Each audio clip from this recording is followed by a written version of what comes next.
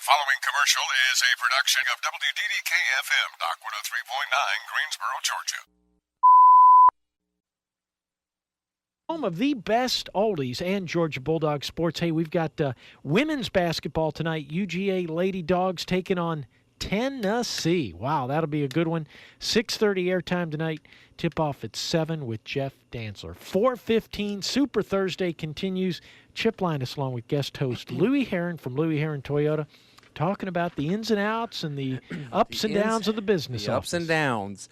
So if you're tuning in late or have been listening, you know we're talking about the business office, the F&I office, the finance and insurance office. And we've been talking about a whole bunch of stuff from what's available there, what's the process, what goes on, is the items negotiable, if so, how. So we've covered a lot of information. Hopefully, as you're listening, it's been extremely valuable to you. Again, I would encourage everybody, be a Louie Herron Toyota Facebook fan. Okay, go to Facebook, Louie Herron Toyota. Just click you like it, and all the stuff that we're talking about, you can catch it right there. And then if you go to theautoschool.com, we have a whole website that has 30-minute segments, 30-minute radio and TV shows where you can hear these topics and more, because we have not covered everything that there is in the car business. So, and if you hear something that piques your interest, you can get it in depth at the Auto School. Absolutely. Again, all questions, any questions you have, you can email me directly, or you can get right here on the Dock Facebook fan page while we're sitting right here. But if you have any questions or any concerns, maybe you bought a car and you're wondering, hey, what happened? I bought this car. What does this mean? We can walk you through that as well. And my email is lherron@louieherrontoyota.com. So we're going to venture into interest rates. Again, I figure it's appropriate, right? Right, Chip? I mean, Yep. Interest rates, it's business office. Big part and of the a lot of business. questions happen about the interest rates. Mainly, what will determine your interest rate? Now, that is an intriguing question. I will tell you, some dealers, some salespeople, in my opinion, commit sales malpractice early in the deal, because a lot of customers will say, listen, what's the best rate you got? And the salesman will just blurt out a rate. And yes, there are rates that are publicized from 0% to 2.9 on certified cars and all that kind of stuff. But I really think that, again, like you said, Chip, you got to explain to customers how rates are determined. I think if customers had a better understanding, they again, the guards would be down and they would really feel better about the scenario. So let's talk about 5 ways of how the interest rate is actually determined. I mean, it's not something you just kind of pull out of the sky. The first thing is the term of the loan. Term of the loan. So what do you think I mean by that, Chip? Term of the loan. How many months? How many months? The months will affect what the rate is, regardless of your credit. The credit is the biggest piece of the criteria, but you can have outstanding credit, and if you want to extend the term to give you some payment relief, when I mean extend, typical finance is a 5-year or 60-month note.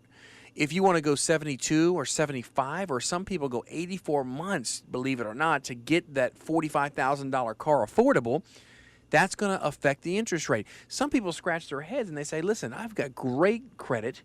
I've been to my credit union or my local bank. I qualify for 5% interest rate, and now you've quoted me 7.9 interest rate. Well, again, someone with phenomenal credit that extends the term as much as 84 months, your credit could go up 2 points. It could be 7%, when really you qualify for 4.9 money. Well, so you may ask yourself, okay, tell me why. Why would it go up? It's quite simple. When the lenders are on the hook for a longer period of time, the probability of that car of breaking down or giving you problems affects the rate. So in other words, what lenders are always cautious of is twofold. Number one, what is loan to value? Because if by chance this is a repo, I have to get this car back, are we going to be in position to get rid of this car okay? And secondly, what kind of car are you selling, and what's the probability of it breaking down? And if it breaks down, customers don't make the payments. So if you go a longer term, typically something could happen. The propensity of something happening to a 8-year loan is greater than a 4-year loan. Make sense, Chip? Yeah, and think about that. 8-year loan today, it'd be 2020. I know. And yeah, your car is definitely going to be worth less 8 years. Absolutely. So again, we're talking about what determines the interest rate. Number one, term of the loan. Number two, your credit score. Bottom line, credit score. Now, this could go for you or against you. Folks, I've seen people that just came out of a bankruptcy a year ago have a 700 Beacon score. Blow my mind. Like How does that happen? Well, guess what? They don't have any bad credit. Well, no, that necessarily they could have no established credit I after the got you. BK, but for whatever reason, they have a higher score. Well, again, the lender will look at the bankruptcy in that hypothetical situation. But the point is if your score is high, here's what you got to realize. A lot of the dealers, when we have to get on the phone and what we call rehash a deal, that's when all the laundry's aired out on a car deal. Okay, questions are asked. If we can just go to the computer will score a deal. So somebody with a prior BK with a high score could actually get a rate and slip by the computer and avoid having a rehash situation with the lender. That could go to your favor. I got you. See, and a lot of people I may see. not know that. So score is a critical piece. Obviously, what determines your interest rate, your credit history. Okay, some people may have a phenomenal beacon score, but the credit history be a little bumpy. Well, let's talk about how it could be bumpy with a great score.